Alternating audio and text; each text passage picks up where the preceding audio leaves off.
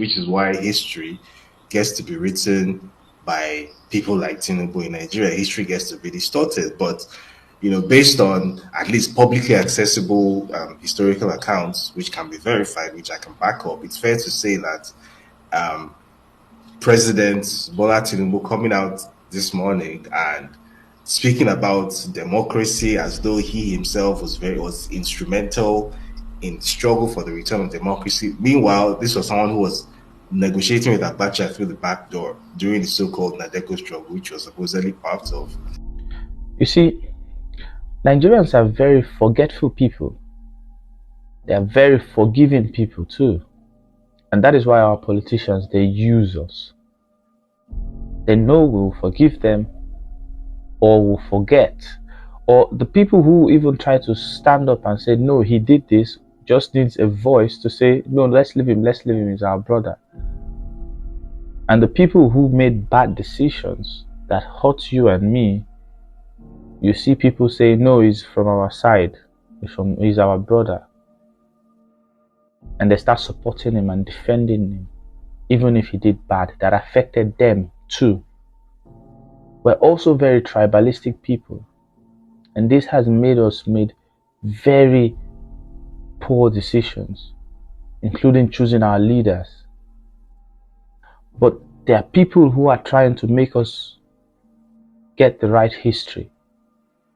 That is why I want you to listen to what David Hundeyin has to say about Bola Tinubu claiming all the past glories and everything and linking himself to MKO Abiola. Just listen and share.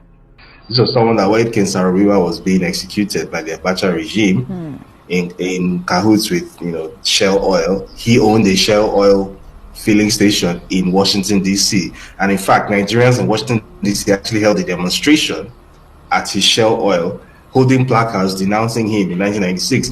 All of these things have fallen into a memory hole now.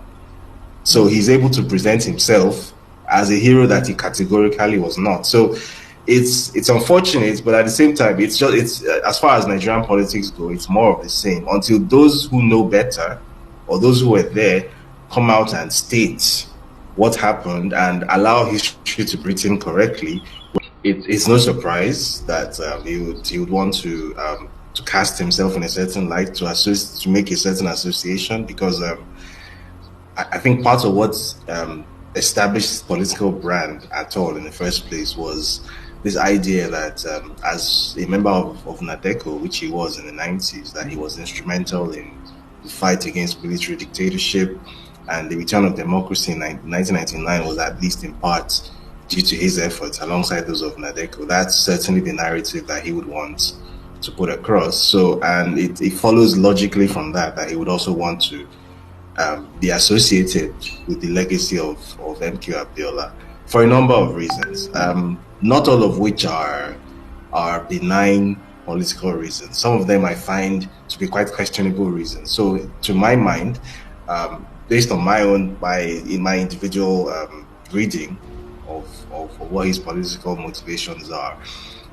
the specific attempt to associate himself with MK Abiola is done for a variety of reasons, but the reason which I perhaps find a bit questionable is that it, in my opinion, is an attempt to cast himself as some sort of assumed descendant or assumed political descendant of MK Abiola as the supposed de facto leader of the Yoruba ethnic group or the Southwestern political interest group, which I find to be very mischievous, because this assumed consensus, which has been a big thing he has been trying to push since 1999, that he's the consensus leader of the Southwestern political caucus, and there was no meeting where this was decided. There was no consensus where it was decided that this person represents the political progeny of